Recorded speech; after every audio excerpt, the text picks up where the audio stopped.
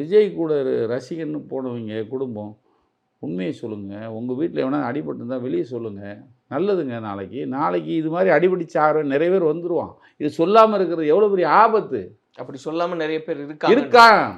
நீங்கள் அந்த இந்த ஒரு இப்போ தான் வீடியோ வந்துட்டுருக்கு.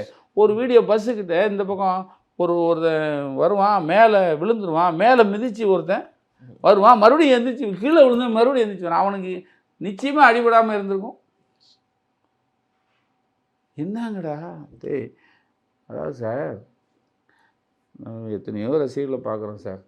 இப்போ கூட எனக்கு அஜித் ஒரு ஒரு ஒரு கிளிப்பிங் பார்த்தேன்.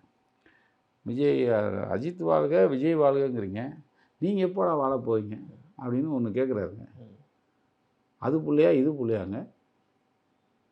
நான் அஜித் ரசிகன் கிடையாது, விஜய்க்கு எதிரியும் கிடையாது. ஆனால் உன்னை நம்பி வந்தவனை வழி நடத்துகிறான் பாருங்க. நம்பி வந்தவனை அழகாக வழி நடத்துகிறதாங்க. இப்படியாங்க தரிகட்டத்தனமாக முட்டாள்தனமாக பண்ணிட்டு வேற தவறே நடக்கலைங்கிற மாதிரி ஒருத்தன் நடப்பானாங்க. எவனாது அதுக்கு 4 பேர் வக்காலத்து வாங்குவானாங்க. விஜய் இவர் தவறாதெல்லாம் முதல்ல புரிஞ்சுக்கிறாரு, அரசாங்கத்தை சொல்றாருன்னு.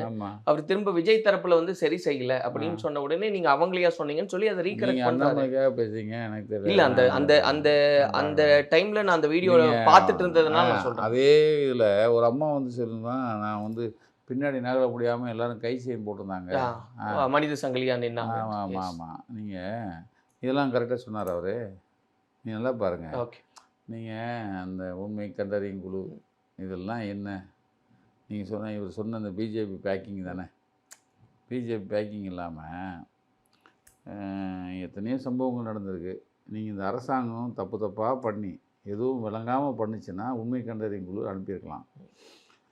அவங்க ஃபைன் அந்த சம்பவம் நடந்த அந்த நிமிஷத்துலேருந்து இன்னைக்கு வரைக்கும் அவங்க எடுத்திருக்கிற அந்த அதிரடி அந்த இது இருக்குல்ல, அதாவது ஸ்டெப்ஸ், அது நிச்சயமாக ஒரு அரசாங்கம் சட்டத்தின் ஆட்சி நடக்குதுங்கிறத ப்ரூவ் பண்ணுச்சு.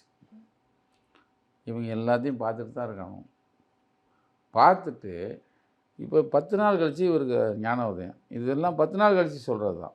நேற்று இதே வாய் முந்தா நாள் என்ன சொல்லிச்சு தெரியுமா? விஜய் பற்றி கேட்கல. என்னையே வச்சு நீ ஏன்ட்டு கேட்குறீங்க? அந்த ஆளுக்கு என்ன ஸ்போக்ஸ் பர்சனா, அவன்கிட்ட போய் கேட்க வேண்டியதானு சொன்னால் அதே ஆள் தான்.